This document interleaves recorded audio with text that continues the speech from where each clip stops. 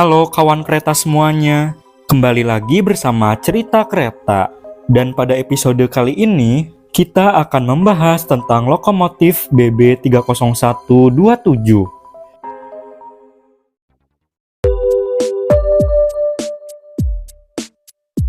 BB30127 adalah satu dari 50 lokomotif diesel hidrolik tipe BB301 yang didatangkan dari pabrikan Krupp Jerman pada 1964 hingga 1970. Lokomotif ini mengawali karirnya pada tanggal 3 Maret 1964 sebagai lokomotif milik Dipo Bandung bersama beberapa saudara lainnya. Pada awalnya, tidak ada hal spesial yang membuat BB30127 berbeda dengan BB301 lainnya. Hingga akhirnya pada awal tahun 1970-an, lokomotif ini kemudian dicat dengan warna krem dan oranye. Serupa dengan livery pada rangkaian kereta KA Parahyangan yang saat itu juga baru saja diluncurkan pada April 1971. Hal tersebut membuat lokomotif ini kemudian menjadi lokomotif khusus untuk dinasan KA Parahyangan dan juga menjadi lokomotif BB301 paling spesial dengan livery uniknya itu. Meskipun begitu, hal tersebut tidak berlangsung lama, di mana kemudian livery lokomotif ini diubah kembali ke warna krem dan hijau, menjadikan lokomotif ini kembali sama seperti saudara-saudara lainnya. Namun pada pertengahan tahun 1970-an, sebuah hal yang jauh lebih buruk terjadi pada lokomotif ini.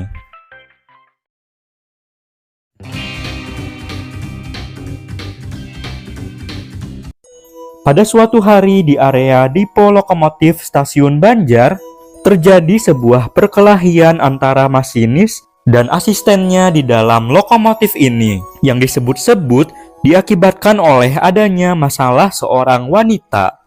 Sayangnya, perkelahian itu berakhir dengan tragis, di mana sang asisten masinis kemudian tewas setelah kepalanya dimasukkan ke sebuah kipas yang ada di ruang mesin lokomotif ini hingga terputus. Sang pelaku, yang tidak lain adalah sang masinis sendiri, kemudian memilih untuk ikut mengakhiri hidupnya di lokomotif ini juga. Setelah kejadian tersebut, hal-hal yang janggal mulai bermunculan pada lokomotif ini. Mulai dari sosok wanita yang kadang nampak duduk di ruang mesin, hingga adanya hawa kehadiran masinis tambahan yang kadang dirasakan oleh para masinis yang mengoperasikan lokomotif ini. Teknisi yang sedang memeriksa lokomotif ini pun terkadang juga dikejutkan oleh pintu ruang mesin yang tiba-tiba menutup sendiri. Namun semua hal itu hanyalah sebuah permulaan saja. BB30127 kemudian dipindahkan kepemilikannya ke Dipo Lokomotif Sidotopo, Surabaya. Namun di sana, lokomotif ini mengalami kejadian-kejadian yang jauh lebih aneh dari sebelumnya, di mana pada tahun 1980, BB30127 yang sedang terparkir di area Dipo Lokomotif Sidotopo tiba-tiba berjalan dengan sendirinya, hingga akhirnya berhenti setelah keluar jalur dan menabrak beberapa rumah warga. Tidak hanya itu, ketika sedang berdinas langsiran di area pabrik semen Gresik, lokomotif ini kembali melaju dengan sendirinya ketika saat itu tidak ada satupun kru yang ada di dalam kabin masinisnya. Beruntungnya, seorang masinis berhasil melompat dan masuk ke dalam kabin lokomotif ini di stasiun Indro, yang kemudian menarik tuas rem untuk menghentikan laju lokomotif ini. Pada awal tahun 1990-an, BB30127 pun kemudian mendapatkan livery baru dengan warna merah dan biru. Meskipun begitu, keanehan pada lokomotif ini kemudian terus berlanjut, di mana pada suatu hari, BB30127 yang sedang terparkir di area Dipo Sidotopo ini tiba-tiba menghilang tanpa ada satupun pegawai di sana yang mengetahuinya. Pencarian lokomotif ini pun kemudian dilakukan mulai dari ke arah Malang, Blitar, Madiun, bahkan hingga ke Jember. Namun lucunya, diketahui bahwa BB30127 berada di stasiun Benteng yang letaknya berjarak 1 stasiun saja dari depo lokomotif Sidotopo. Para pegawai di stasiun Benteng awalnya mengira bahwa lokomotif ini disiapkan untuk dinasan langsiran di sana. Namun setelah mendengar kabar bahwa adanya lokomotif yang menghilang dari depo Sidotopo, para pegawai stasiun Benteng pun segera melaporkan keberadaan BB30127. Para pegawai depo lokomotif Sidotopo banyak yang percaya bahwa ada hal supranatural pada lokomotif BB30127 ini akibat kejadian yang pernah dialami di masa lalunya. Hal tersebut membuat para pegawai di sana sering melakukan ruatan atau ritual untuk membuang hal-hal negatif dari lokomotif ini. Walaupun juga terdapat sebagian pegawai yang menganggap bahwa semua kejadian aneh itu disebabkan oleh hal-hal yang berkaitan dengan masalah teknis saja. Dikarenakan lokomotif tipe diesel hidrolik seperti BB301 memiliki sistem kontrol elektropneumatik, di mana adanya sedikit saja kebocoran pada sistem tersebut dapat membuat lokomotif bergerak jika mesin berada dalam keadaan hidup. Hal ini juga sempat terjadi pada lokomotif D323 yang melaju sendiri dari Bandung hingga Cicalengka pada Agustus 1964 silam.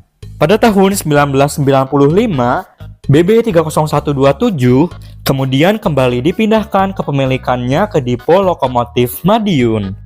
Para pegawai di sana tidak ada yang percaya dengan cerita-cerita mistis yang dimiliki oleh lokomotif ini.